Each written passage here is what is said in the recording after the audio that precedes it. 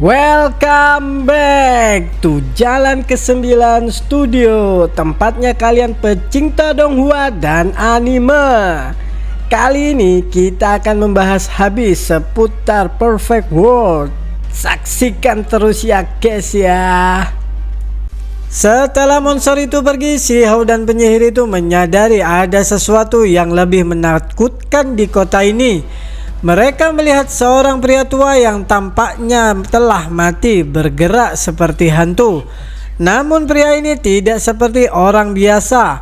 Meskipun tampak mati, ia masih memiliki kekuatan ilahi yang luar biasa. Penyihir itu mencatat bahwa ini adalah mayat kuno yang memiliki kekuatan luar biasa, tetapi juga sangat menakutkan. Mereka menyadari bahwa kota ini menyimpan lebih banyak rahasia yang belum terungkap. Di dalam kota kuno, mereka menemukan sebuah gua yang berisi telur besar yang memancarkan kekuatan kehidupan yang luar biasa. Si Hao menduga bahwa ini mungkin telur ponik yang legendaris, makhluk yang dikenal memiliki kekuatan tak terbayangkan. Namun meskipun telur itu bersinar terang, ia merasa ada sesuatu yang aneh tentangnya. Si Hao mengamati telur abadi yang bersinar dengan cahaya delima-lima warna, menciptakan perasaan yang kuat dan akrab. Telur ini membawa perasaan yang familiar, seperti mengingat gadis ponik yang pernah dia temui dalam perjalanan mentalnya ke era besar kuno abadi. Meski gadis ponik itu sudah mati, si Hao merasa ada sesuatu yang tidak beres. Apakah telur ini benar-benar berhubungan dengan dia?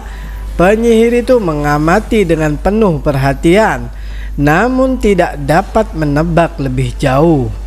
Si Hao mengenang kembali masa-masa ketika dia bergaul dengan teman-teman di masa lalu, termasuk gadis ponik yang memiliki 3 untai energi abadi.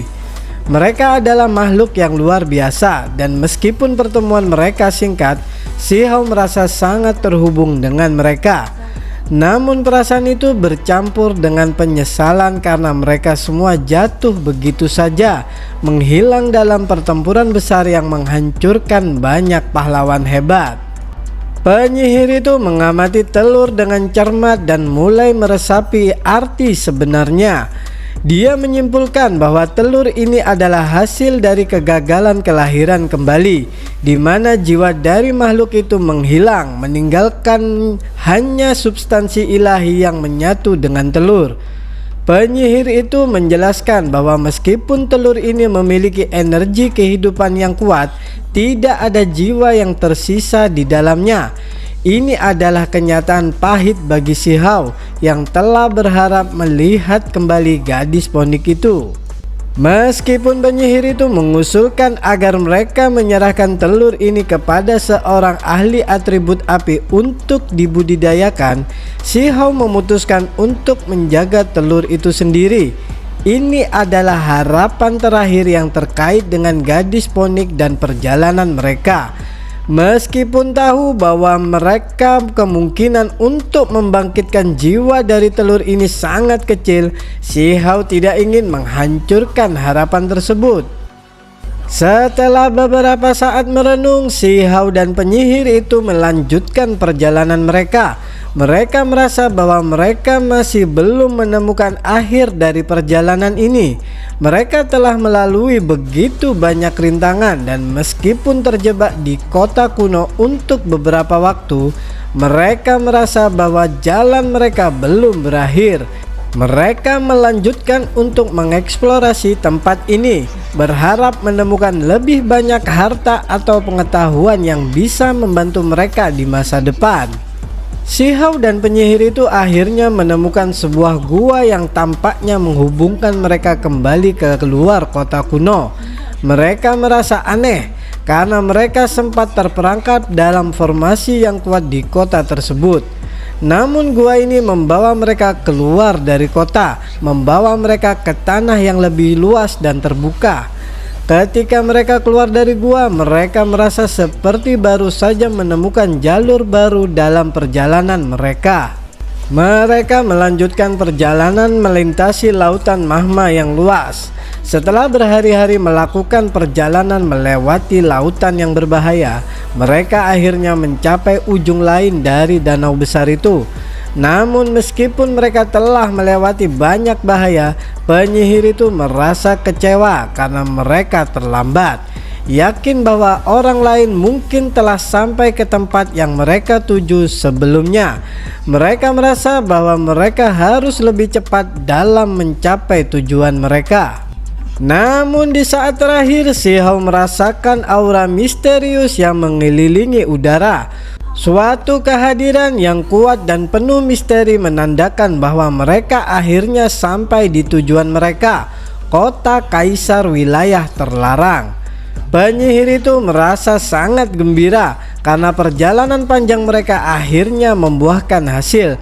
Namun Si Hao merasakan sesuatu yang luar biasa dalam tubuhnya, seperti ada kekuatan yang menghidupkan kembali dirinya, menghubungkan masa lalu dan masa kini. Si Hao tiba-tiba merasakan sesuatu yang sangat kuat mengalir dalam tubuhnya. Sebuah tetes darah mengalir keluar, menerangi dunia dengan cahaya cerah yang tak terhentikan. Ini adalah tanda bahwa masa lalu dan masa kini mungkin akhirnya bertemu.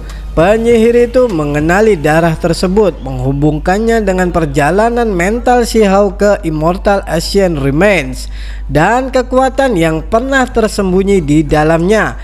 Kini Si Hao merasa bahwa ia telah berada di titik pertemuan antara masa lalu dan masa depan, dengan banyak pilihan yang menanti di depan mereka. Si Hao merasa cemas saat melihat setetes darah yang mengalir dengan cahaya gemerlap, memancarkan aura yang luar biasa kuat. Setetes darah ini seolah-olah menghubungkan masa lalu dan masa kini, membangkitkan kenangan akan pertempuran besar yang terjadi di era besar kuno abadi. Diperhatikan dengan seksama, darah ini resonansi dengan kota yang mereka dekati, seolah-olah ada kaitan tak terpisahkan antara darah ini dan kota kaisar. Penyihir itu juga merasa bingung, bertanya-tanya mengapa tetesan darah itu terhubung dengan kota yang mereka temui. Penyihir itu memperingatkan bahwa membawa darah ini ke kota bisa menimbulkan masalah besar. Bahkan jika darah ini dapat merespon kota tersebut, dampaknya bisa sangat berbahaya jika diketahui oleh orang lain. Si Hao merasakan ketegangan, namun darah itu perlahan-lahan memudar, masuk ke dalam hibernasi seolah menghilang dari pandangan mereka. Meski ketegangan mereda, mereka masih merasa ada misteri besar yang tersembunyi di balik darah ini dan kota yang mereka hadapi. Dan akhirnya mereka tiba di kedalaman bumi yang besar dan melihat kota yang luar biasa besar. Si Hao terkejut, merasa seperti berada di tempat yang sangat kuno dengan batas cakrawala yang gelap dan mendung. Kota itu tampak tidak nyata, begitu besar dan megah seolah-olah mencakup seluruh dunia.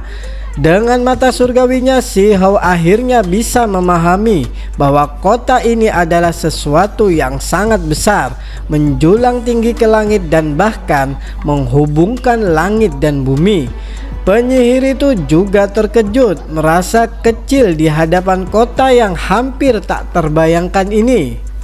Setelah memeriksa lebih lanjut, mereka menyadari bahwa kota ini tidak terbuat dari batu bata biasa, melainkan dari bintang-bintang besar yang disempurnakan dan dilapisi di atas satu sama lain. Ini memberikan gambaran bahwa kota ini dibangun oleh kekuatan yang luar biasa besar, jauh melampaui apa yang bisa dibayangkan oleh orang biasa.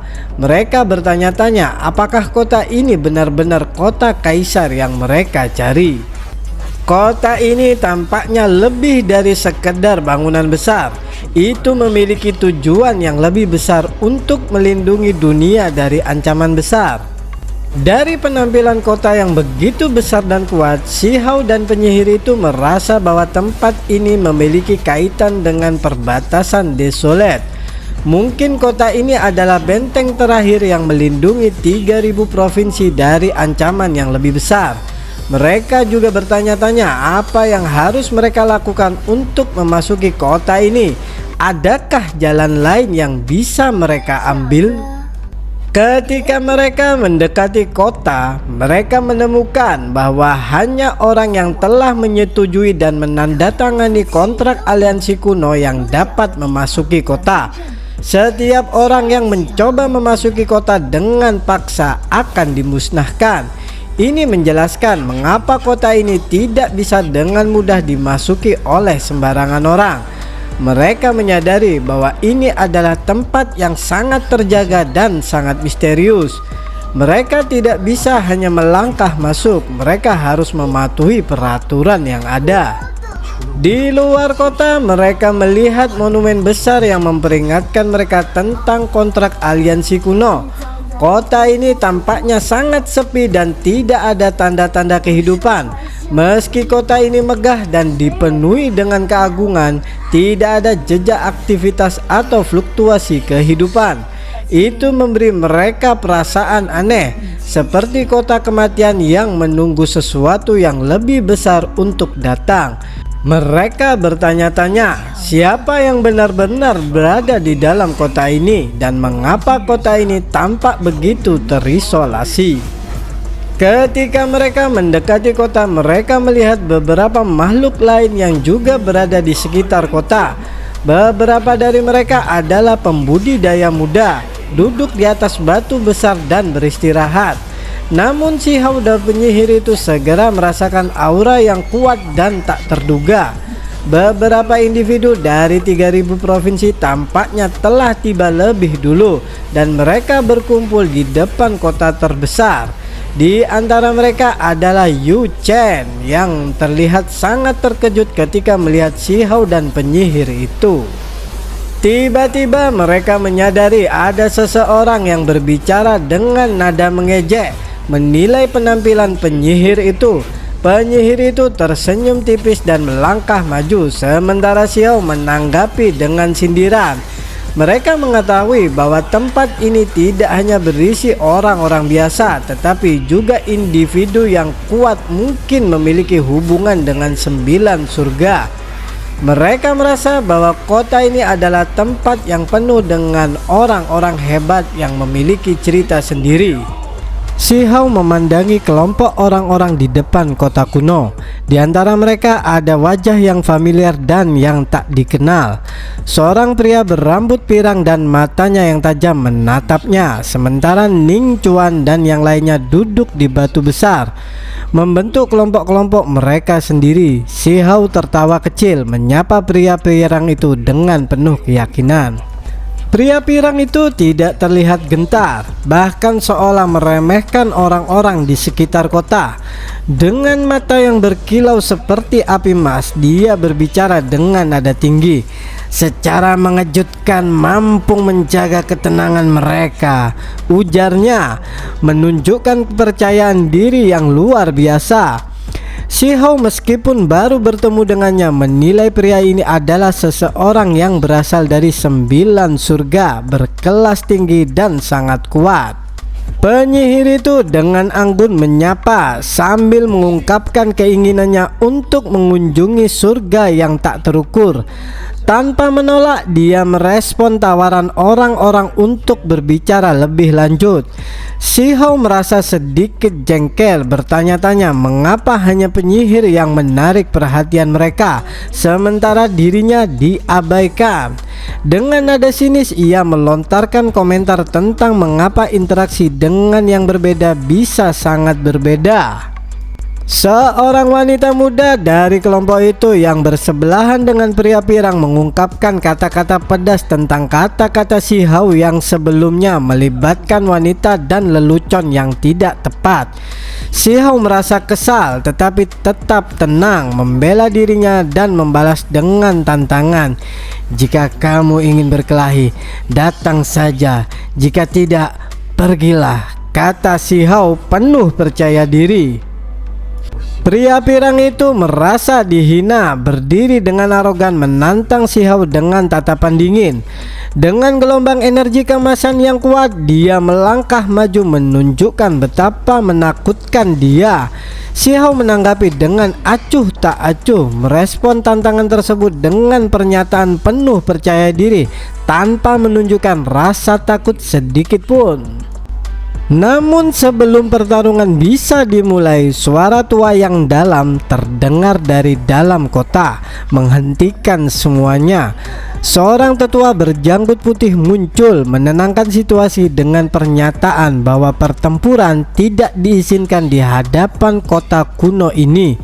Semua orang terkejut, terpaksa menahan diri meskipun ketegangan masih bisa terasa di udara.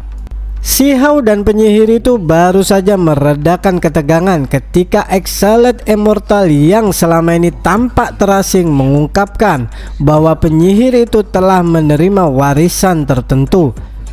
Kata-kata ini mengguncang semua orang di sekitarnya, terutama pembudidaya dari 3000 provinsi yang terkejut. Exalted Immortal menjelaskan bahwa penyihir itu memiliki hubungan lebih dalam dengan kekuatan besar yang tidak mereka ketahui. Penyihir itu mendengarkan kata-kata Exalted Immortal, tidak bisa menyembunyikan rasa terkejutnya. Meskipun dia menyimpan rahasia tentang warisan tersebut, kata-kata itu memberi petunjuk lebih banyak dari yang seharusnya. Orang-orang di sekitarnya mulai memperhatikan lebih cermat. Beberapa bahkan merasa perubahan aura penyihir itu. Wajahnya yang anggun menampilkan sedikit kebingungan saat dia berjalan ke arah Exalted Immortal. Terlihat seolah-olah ada yang tidak beres. Ketika mereka berinteraksi lebih lanjut dengan orang-orang di sekitar, seorang wanita muda dari surga yang tak terukur mendekati penyihir itu dan memuji kecantikannya. Ini menyebabkan para pria lainnya tersenyum tipis, memberikan perhatian yang tak terselubung. Si Hao merasa sedikit terpinggirkan, tetapi ia tetap tenang, tidak terlalu terpengaruh dengan perhatian yang diberikan pada penyihir itu. Ketika si Hao mulai merasa lebih cemas tentang situasi ini, dia melihat Ge Qian, seorang pria yang sebelumnya dia kenal dengan jelas. Tiba di tempat ini, ketegangan meningkat seiring dengan kedatangan beberapa tokoh penting termasuk Chang Gongyan dan gadis naga itu. Semua wajah-wajah yang dikenalnya muncul satu persatu, masing-masing membawa aura yang mengesankan. Meskipun konfrontasi hampir tak terhindarkan, si Hao tetap menjaga ketenangannya, mempertimbangkan setiap langkah yang akan diambilnya. Kota kuno ini menyimpan banyak rahasia dan ancaman, tetapi bagi si Hao, itu hanya langkah lain menuju tujuannya yang lebih besar, memasuki lembah dewa surgawi dan meningkatkan kultivasinya. Bagaimana mereka akan melanjutkan perjalanan ini? Siapa yang akan mereka hadapi selanjutnya? Saksikan terus episode selanjutnya hanya di Jalan ke-9 Studio, tempatnya kalian pecinta donghua dan animasi. Jangan lupa klik subscribe, like dan notifikasinya. Terima kasih.